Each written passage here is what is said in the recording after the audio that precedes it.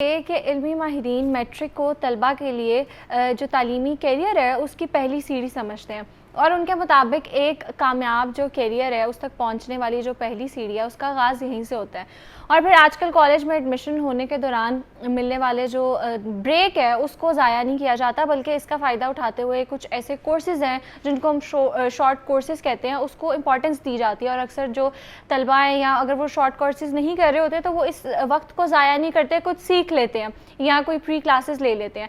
तो आज हम इसी हवाले से बात करेंगे और इस पर बात करने के लिए मेरे साथ मौजूद है कैरियर काउंसलर अब्दुल रहमान। अस्सलाम वालेकुम, कैसे हैं आप? All good. Thank you so very much for having me on the show. You're welcome. Abdul Rahman, सबसे पहले तो बताएं कि मैट्रिक और इंटर के बाद ना एक ब्रेक मिलती है जो कि पहले तो लोग एंजॉय करते थे, लेकिन अब जो हैं उनको पता चल गया कि हमने कुछ करना है तो वो ना सीखते हैं, कोई भी कोर्स है वो सीख लेते हैं या प्री क्लासेस लेना स्टार्ट कर देते हैं। तो कौन से ऐसे कोर्सेज हैं जो आजकल लोगों को करने चाहिए, क्योंकि अक्सर बच्चे ना कंफ्यूज भी बहुत ज़्यादा होते हैं मैट्रिक के बाद स्पेशली कि आगे क्या करना है, तो किस तरह चूज़ करें और क्या चूज़ करें? बहुत अच्छा सवाल है नूर, और मैं समझता हूँ कि जो टाइम है जिस टाइम फ्रेम की हम बात करें, एकेडमिक टाइम फ्रेम की जो हम बात करें, जिसमें मैट्रिक है और उसके बाद के वेकेशंस हैं और फिर इंटरमीडिएट है और उसके बाद के वेकेशंस हैं, मैं समझता हूँ कि this is the intersection. Like अगर आप मैट्रिक में हैं तो वो जो वेकेशन टाइम पीरियड है that is intersection toward your intermediate time frame, और अगर हम इंटरमीडिएट के बच्चे की बात करें तो वो वाला जो वेकेशन टाइम है that is an intersection toward your bachelors life. So आप जब इस वेकेशन टाइम फ्रेम में हैं, इस टाइम जोन के अंदर हैं, आप इसको प्रोडक्टिव तरीके से, पॉजिटिव तरीके से बेहतर तरीके से आप यूटिलाइज कर सकते हैं। जिस तरह से आपने शॉर्ट कोर्सेज की बात की को, तो उसमें मैं अपने सुनने वालों को ये बताता चलूँ कि देयर आर मल्टीपल कोर्सेज, लेकिन इस तरह नहीं है कि बहुत सारे लोगों ने, आपने देखा होगा कि आप कभी भी मार्केट चले जाएं तो बहुत सारे लोगों ने जो है वो एक छोटी सी एक जगह किराए पर लेकर बाहर शॉर्ट कोर्सेज का बोर्ड लगाया होता है। सो उन जगहों को आप बेसिकली अवॉइड करें। द पर्सन जिससे आप वो कोर्स कर रहे हैं, वो प्लेटफॉर्म जिससे आप वो कोर्स करें, that should be a qualified platform. आपको ये देखना है कि वो प्लेटफॉर्म क्या सिर्फ वो एक ग्राफिक डिजाइनिंग का कोर्स ही करा रहा है, क्या वो सिर्फ एक एआई का कोर्स ही करा रहा है, या वो सिर्फ एक लिंग्विस्टिक्स का, कम्युनिकेशन का ही कोर्स करा रहा है। अगर इस तरह का कोई प्लेटफॉर्म है तो आप उसको अवॉइड करें। एक डाइवर्स, एक ब्रॉडर और एक बड़े प्लेटफॉर्म को आप रुजू करें, जिस तरह से मल्टीपल ऑनलाइन प्लेटफॉर्म्स हैं। मैं किसी को प्रेफरेबली मेंशन तो नहीं करता, लेकिन गूगल के ऊपर बहुत सारी प्रॉपर सर्टिफिकेशंस ऑथेंटिक सोर्सेज के साथ मौजूद हैं। आप उसकी थोड़ी सी ड्यू डिलिजेंस करें and you will be able to know कि आप कहाँ से वो प्रोग्राम्स जो हैं वो सीख सकते हैं, कर सकते हैं। अच्छा, अब अगर हम कैटेगराइज करें कि इन स्पेसिफिक कौन से कोर्सेज हैं जो इस कैटेगरी के स्टूडेंट्स जो है वो कर सकते हैं। For example the most important नूर, जो कि मैं देखता हूं कि कॉलेज के अंदर और यूनिवर्सिटी के अंदर बच्चे लैग करते हैं, और आपने भी ये चीज़ देखी होगी और यकीनन आप इससे इत्तेफाक करेंगे, दैट इज कम्युनिकेशन स्किल। अगर आपको पब्लिक स्पीकिंग स्किल नहीं है, अगर आपके अंदर, अगर आप लोगों से कम्युनिकेट नहीं कर सकते, आप अपना पैगाम सामने वाले तक नहीं पहुंचा सकते, आई डोंट थिंक सो कि अगर आप बहुत पढ़ने, जिसको अल्फा स्टूडेंट भी कहते हैं, बहुत ज़्यादा आप पढ़ने वाले बच्चे भी हैं, अगर आप अपना पैगाम ही नहीं पहुंचा पा रहे, it will be very hard for you to survive in a superior level of environment. दूसरे नंबर पर ग्राफिक डिजाइनिंग आई थिंक बड़ी इंपॉर्टेंट चीज़ है। आप जब यूनिवर्सिटी में जाते हो, आप तो कॉलेज लेवल के ऊपर भी और इवन मैट्रिक लेवल पर भी आपको प्रेजेंटेशंस बनानी पड़ती हैं, आपको ग्राफिक्स क्रिएट करने पड़ते हैं, आपको अपना विजुअल पैगाम पहुंचाने के लिए बहुत ज़्यादा काम करना पड़ता है कंप्यूटर स्क्रीन के ऊपर। So I think that graphic designing का जो कोर्स है वो एक इंपॉर्टेंट कोर्स हो सकता है, और आप उसको अपने इंटरेस्ट के अकॉर्डिंगली आप उसको अडॉप्ट कर सकते हैं। तीसरे नंबर पर मैं जो बहुत ज़्यादा रिकमेंड करूंगा अपने तमाम सुनने वालों को, अपने देखने वालों को, वो ये है कि अगर आप ई कॉमर्स का कोई भी कोर्स कर सकें, it will bridge the gap जो कि बच्चों का ई कॉमर्स की तरफ है या फिर डिजिटल स्किल लर्निंग की तरफ है और डिजिटल अर्निंग की तरफ है। सो ई कॉमर्स का कोर्स भी मैं आपको हाईली रिकमेंड करूंगा, लेकिन इस कोर्स को करने का ये मतलब नहीं है कि आप अपने पेरेंट्स की जो जमा पूंजी है वो लेकर आप किसी भी प्लेटफॉर्म पर लगा दें और उसको उड़ा दें। देखें, अगर कोई भी आइडिया आपके पास है, it should start from zero investment. Idea को कभी भी पैसों की जरूरत नहीं होती, इनफैक्ट पैसों को एक आइडिया की जरूरत होती है। अगर आपका कोई ऐसा आइडिया जो सिर्फ पैसों से चलेगा, it means that is not a good idea. और अगर आपके पास पैसे हैं तो उस पैसे को यूटिलाइज करने के लिए और उसको मल्टीप्लाई करने के लिए आपको एक अच्छे आइडिया की जरूरत पड़ेगी। सो इट मींस दैट कि आइडिया पैसे का मोहताज नहीं, इनफैक्ट मनी इज ऑब्लिगेटेड कि उसको एक अच्छे आइडिया की जरूरत पड़ती है। तो मैं ये भी बच्चों को क्लैरिफाई कर दूं।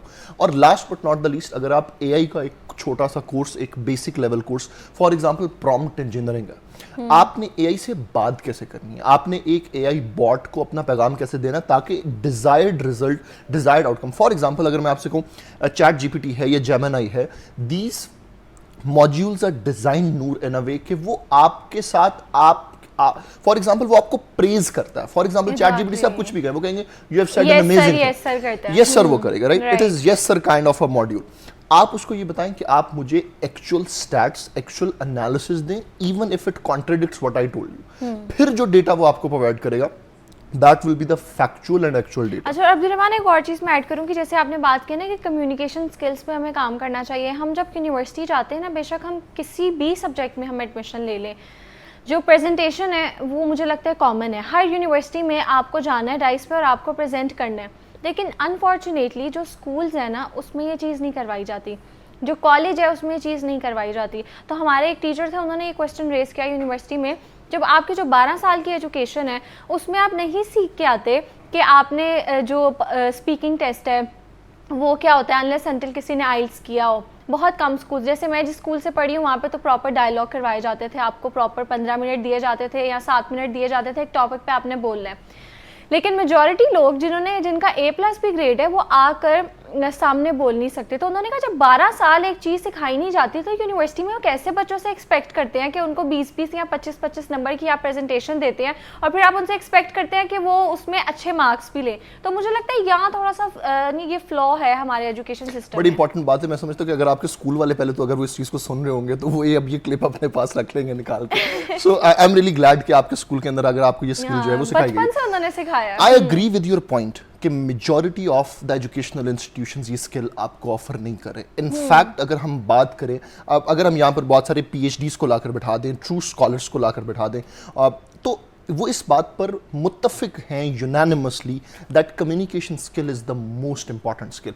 अगर आपके पास BS आर्टिफिशियल इंटेलिजेंस है, आपके पास डेटा साइंस है, आप कोई भी इस वक्त की सबसे इन ट्रेंड इन फैशन डिग्री भी कर रहे हो जो कि इन डिमांड है, फॉर एग्जाम्पल कंप्यूटर साइंसेस है, इस time its demand is more than 160% and the supply of the students is less than 100%, which means that there is a huge gap, there is a huge bridge जो कि एक vacuum है जिसको हमें fill out करना है। अच्छा, लेकिन सवाल ये है कि क्या एक बच्चा जो कि एक सॉफ्टवेयर हाउस में जब जॉब लेने के लिए जाता है, उसके पास BScs की डिग्री है, BSIT की डिग्री है, इंफॉर्मेशन सिस्टम की डिग्री है, cyber security, artificial intelligence, data sciences की डिग्री है, लेकिन वो अपना वो नॉलेज इंटरव्यू टेबल के ऊपर रिप्रोड्यूस नहीं कर पा रहा है, वो अपने इंटरव्यूअर को ये चीज़ जस्टिफाई नहीं कर रहा है कि तुम्हारा जो एक US का क्लाइंट जब मेरे साथ जूम या गूगल मीट मीटिंग के ऊपर आएगा, मैं अपनी स्किल के थ्रू उसको जस्टिफाई, उन सारी चीज़ों को जस्टिफाई कर सकूंगा, मैं उसे समझ सकूंगा, मैं उसका जवाब दे सकूंगा। उसको ये लगेगा कि अगर मैंने इंडिया में किसी से बात की है, अगर मैंने US में किसी से बात की है,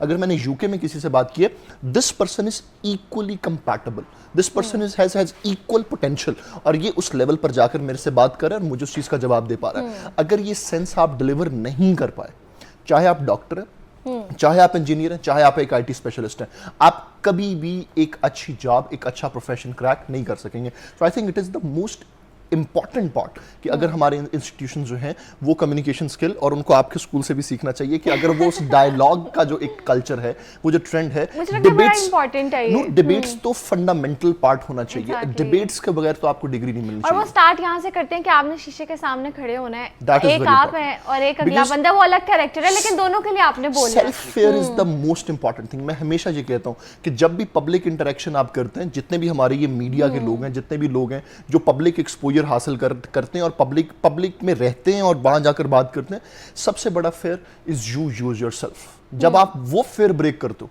आपको कोई और चीज डरा नहीं सकती। सो जो आपके अंदर आपकी पर्सनल लिमिटेशन है जो यहां पर मौजूद है, वो ये कि पब्लिक ओपिनियन क्या है, लोग क्या कहेंगे, मैं ये बात करूंगा अगर वो गलत हो जाएगी तो क्या होगा। जब आप इस डर, इस खौफ से आज़ाद होते हैं तो आप जो है वो यू बिकम इनडिस्ट्रक्टेबल।